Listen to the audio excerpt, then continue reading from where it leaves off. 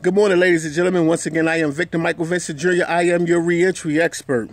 And today I would like to talk about a subject that I had discussions with people all day today. I talked to 3 different groups about this.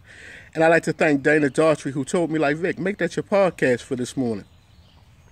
I like to talk about why we struggle with addiction and why we struggle in the field of reentry. And the reason why we struggle is people won't come forward and give their testimonies. People want to come home and get clean or come home from being incarcerated, and they want to hide. They want to put it all behind them. They don't want anybody to know. They want people to forget. And the problem with that is that you're not educating the people coming behind you, the young folk coming up in the game, coming up in the streets, coming up in the community. You're not educating them on the problems the drugs cause, the problems with selling narcotics, the problem with getting in trouble. We aren't educating them on that. So they stumble just like we do. It's kind of funny because to give an idea of what it's like a drill sergeant in the room for a group of men. And that drill sergeant tell each man, I'm going to send y'all out one at a time. I want y'all to run 100 yards and come back as fast as possible. Well, it's in the middle of the night, and he tells the first person, go. But what that person doesn't know is that there's a brick wall 50 yards out, and he takes off running, can't see the brick wall, and runs smashed into it, knocks himself out, gets up, stumbles the rest of the 50 yards, then comes back and comes in the room and doesn't say anything to anybody. The next person goes out, bam, smashes into that wall, knocks himself out, come back, doesn't say anything. The next person, bam. The next person, bam. That's what it's like in this field of reentry.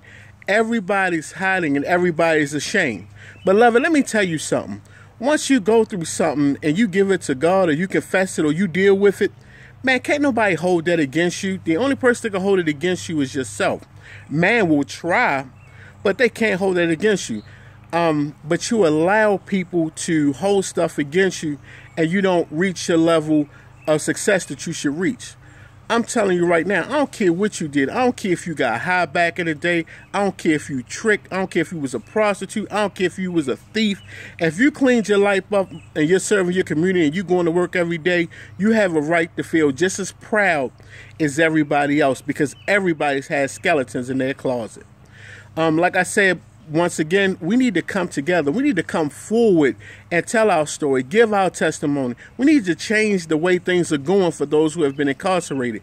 And we can't do that until the successful people come forward and say, you know what?